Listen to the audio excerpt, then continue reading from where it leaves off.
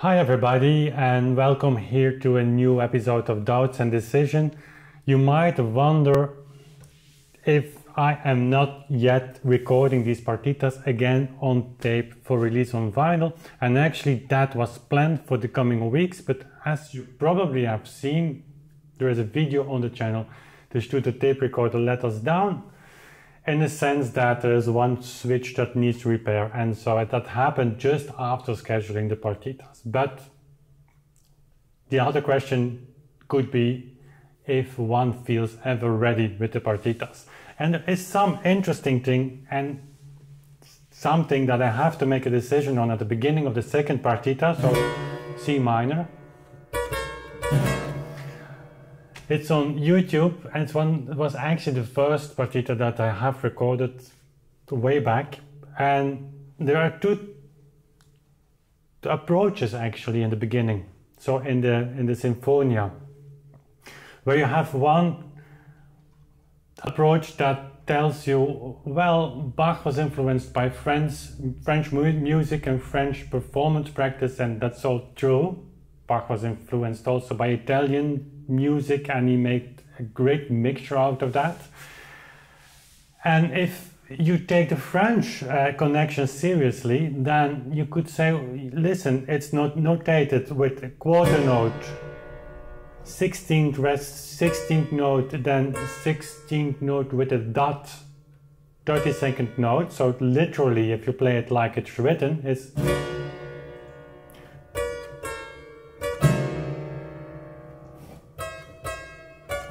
I try to play it as flat as I can, but you know, in French music, there you have this inégalité, and it always wonders me, and I cannot give you an answer to that, how that inégalité was actually also embedded in the German music. And later with Beethoven, we have done some Kramer etudes, you remember, and that's another topic, but just mentioning this briefly, where Beethoven, in the score that he owned, I played from his score, from a copy of course, or an edition, and the things he writes on the interpretation of those Kramer etudes really reminds to the kind of inégalité you have in the French music. So there's a lot to be discovered, and in this music, if you take that approach, you would have something that, as I did it on the YouTube channel with this piece.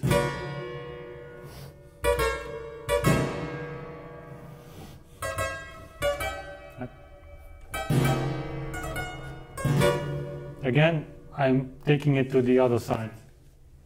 Inégalité doesn't mean that you play everything twice as dotted, so to say, as is written, but you choose to differ from the notation, or that the notation is just a point of departure, and you can change from that, making it more inégal, or making it overdotted just for the sake of expression.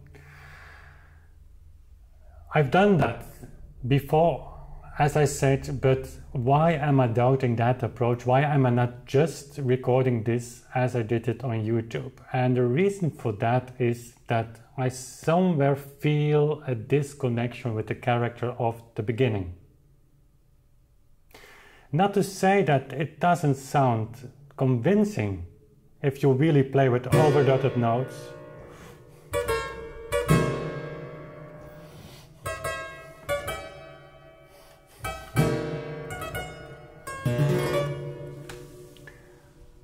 And so, by the way, if you would wonder why is somebody playing overdotted notes if it's not written, and playing 32nd notes sharper, playing 32nd notes sharper than as written, that's to do with the notation of French music, where there's you can literally read that a lot of times. So there's no discussion that French notation is a basic form of notation that can be altered for the benefit of this inégalité and expression, of course. I think it's also a little bit related maybe to harpsichord, I don't know, where you have, of course, there's a great tool of expression on the harpsichord to change the rhythm and to make the difference between strong and weak beats, or stronger and weaker notes, to make that difference with timing. on the clavichord you have other tools. And so I was just wondering if it wouldn't work great just to play this as it's written, as Bach wrote it, and just have a second approach, which might be an old-fashioned approach, but old-fashioned in the way that most pianists are playing it like that traditionally, so really literally what is written.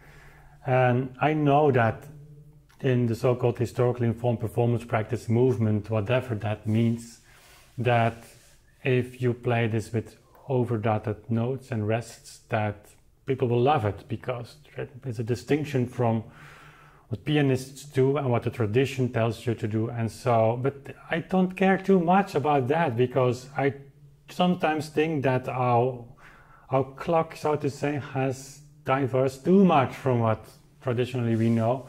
And sometimes returning gives also new insights. So what I did is taking Walter's Musiklexikon, and I think by the time this goes online, I will have made public, I've made a kind of book review, overview of this book, Musikalisum Lexikon. In case you don't know it, I linked the video. That's one of the Bibles I think you should have, at least on your computer. It's so easy to find digitally. So if you read here, Grave, 1732, it's really in the middle of I mean, this Partita is written 1727, and Walter was related to Bach, was his cousin, something like that. And they have known each other very well during Bach's stay in Weimar, because Mr. Walter was organist in the village where Bach was appointed at the court. So Grave, here it is, gravemente. It means ernsthaft und folglich langsam. Gravissimo, gravissimente ist sehr ernsthaft, sehr langsam. So translated into English, it means very serious and consequently langsam, so slow. If you have gravissimo or gravissimente, it's very, very serious. And then adagio, because both terms are indicated here, and that is kind of, that's strange, but it doesn't happen too much, that Bach really uses two words. So I was just thinking the other days, let me take that seriously, and actually taking Walter was an idea of today. That's the reason why I make this video. So it's in on my bookshelf, and then I just don't read it always. You should have it on the piano or on the clavichord or somewhere. So adagio means sehr langsam, very slowly. So grave, very serious, slow. Andante, very slowly. So having used these both terms, I was thinking Bach probably meant very slow. So, and in terms of notation, I was just wondering, and again, I'm sharing with you my first thoughts, and it's, you know, I'm reading sources, and you know I'm taking all that seriously, but at the end, it's the interpretation that's worthwhile sharing with you. Sometimes the facts can be very refreshing to just share them, but this is my daily practice way of thinking. So I was thinking, if I would play it very slowly, you would shift to, instead of counting in quarter notes, what probably you wouldn't do here, 8 notes might be too fast. Let's try 16th notes, and then let's try to play it as written, but with an effect that is very, very serious, but more than that is C minor, so very sad, sorrow-like. It's all kinds of misery you can think of. And let's see where it ends. And I must say I was rather pleased with the first results. I will try to play it, and again, it's not at all balanced, so it will have to find its balance over time. That doesn't happen overnight. But then you have something like that. I would start with an arpeggio, this opening, and what I would do then, I would just leave the left hand. I know there's a quarter rest at the second beat, but it sounds so nice to let.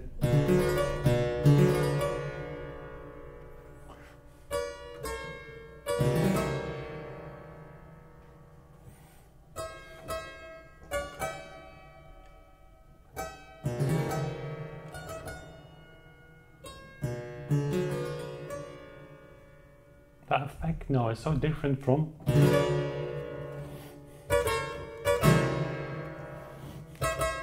This is more like a grandiose opening of drama, and I don't say that this is not possible. The only thing I'm saying is it disconnects me a little bit from what I somewhere feel the effect could be.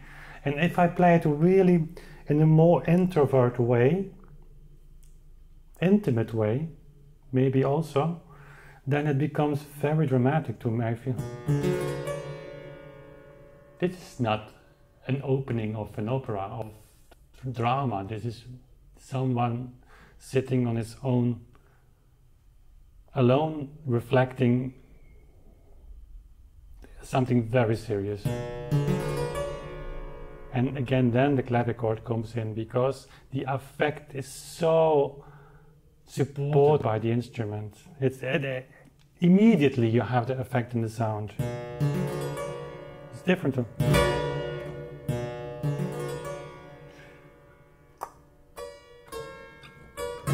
2, 3, 4, 1, 2, 3, 4. He's asking or telling things that happened.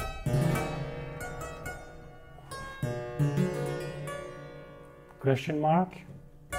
Now. Rest. Answer. Not really the answer, but it's more strong. It's strong enough. Beautiful chord. Now comes the relief. Downside, downwards.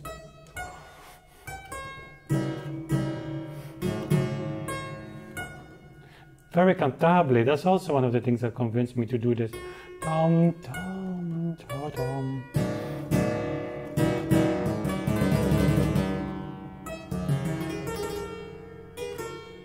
Answer.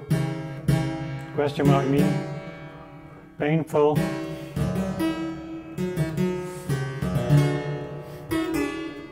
Intense. Emphasis. Very painful. And then the relief.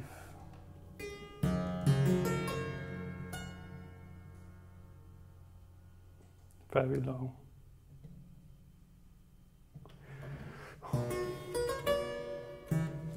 For my feeling, this makes sense to do it like that. Please give me your thoughts in the comment boxes compared to the previous version I had. And actually, I think this approach is not heard often today in the world of our historically informed performance practice, because we tend to overdot to make this inegal. And I feel that the effect, as I was telling, is so much more telling and drama and very introvert, much more in this kind of approach. So I would very much like to proceed like that. So doubts and decisions, I think I made up my mind in this, but please let me know how you see this and what your idea and reflection on this is. So we do several more sessions, I think. It's fun to do, and it sharpens my insight as well. So thank you for watching, for subscribing as always, and yeah, we see each other very soon again. Bye.